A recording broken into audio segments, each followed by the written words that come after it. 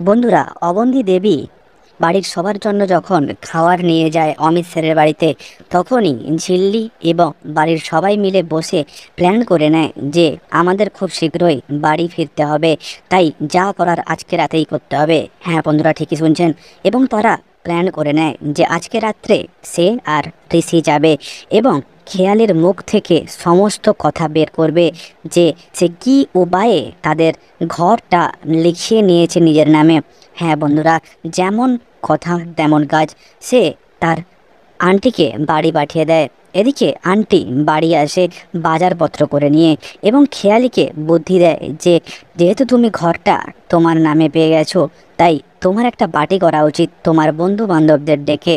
হ্যাঁ বন্ধুরা, আর এটাও বলে যে আগে কোনো পার্টি করলে আটকানোর লোক ছিল ঝিল্লি, কিন্তু এখন আর কেউ নেই। তুমি তোমার মতো করে মজা করো, পার্টি করো, খাওয়া দাওয়ার ব্যবস্থা আমি আর আমার ননদ আর তুতুল সামলে নেব।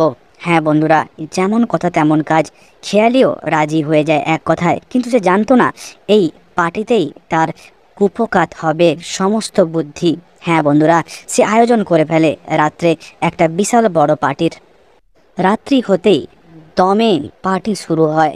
গান বাজনা, মদ এবং সব কিছু নিয়ে এক জমজমাট পরিবেশের সৃষ্টি হয় তেঁতুল পাতার সিংহরায় পরিবারের উঠোনে।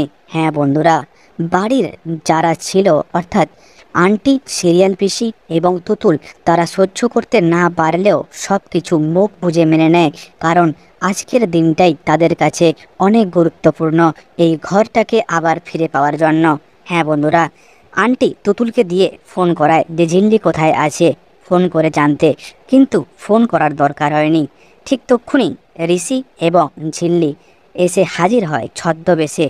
ক্যাটারিংয়ের ছদ্মবেশে হাজির হয় তারা তেঁতুল পাতার পরিবারে, অর্থাৎ যেখানে খেয়ালি এই পার্টিটি দিচ্ছে। এবং একের পর এক ঝিল্লি মদের প্যাক বানিয়ে দিতে থাকে খেয়ালিকে, এবং সে অনেক কড়াভাবে মদ খাওয়াতে থাকে খেয়ালিকে, যাতে সে বেহুশ হয়ে পড়ে এবং তাকে তার ডেরায় নিয়ে গিয়ে সমস্ত পেটের কথা জানতে পারে।